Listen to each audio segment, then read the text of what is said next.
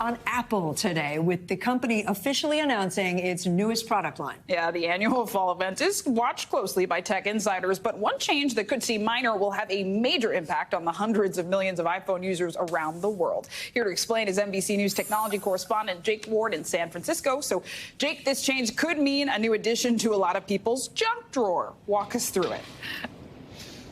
That's right, Zinkley. Apple would like you to be focused mostly on the new iPhone 15 and new versions of its Apple Watch, but it's a change to the power cord that has most of us talking. Small changes with big effects in Cupertino. Apple unveiling new products at the company's annual launch event in California, including the iPhone 15. But the biggest change, charging ports. So we're bringing USB-C to iPhone 15. Apple switching out its unique lightning cable for the USB-C used by, well, pretty much everyone else.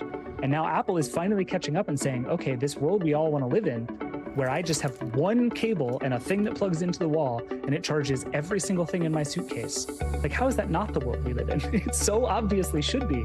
It's in part because the EU has made USB-C mandatory. And they're being forced by the EU to do it, and they have said pretty loudly that they don't like being forced to do things, but I think ultimately we would have gotten here sometime in the next couple of years. Meanwhile, Apple is making more changes behind the scenes, forging ties with companies in Vietnam and India, seemingly diversifying their supply chain as political tensions with China increase.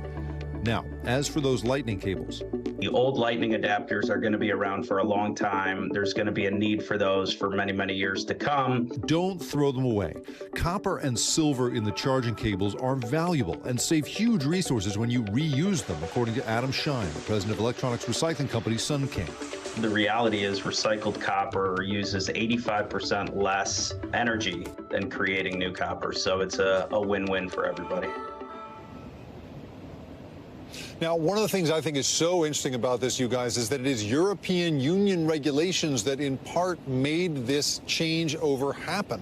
And we're seeing European regulations, whether it comes to antitrust law or how we regulate AI, or in this case, what cord we use, making its way from that continent over to this one, you guys. Yeah, that is so interesting.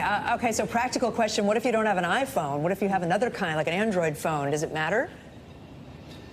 Well, the funny thing is, it won't theoretically matter. We are already seeing at this hour a $29 adapter that Apple is putting out that'll let you take an old lightning cable and put it into the new USB. But anybody who has Android or really almost any other gizmo floating around right now has one of these USB-Cs already. And so in the future, in theory, you'll be able to carry just the one cord around with you. And no matter what phone you have, it should work for all of them, you guys. Thanks for watching. Stay updated about breaking news and top stories on the NBC News app or follow us on social media.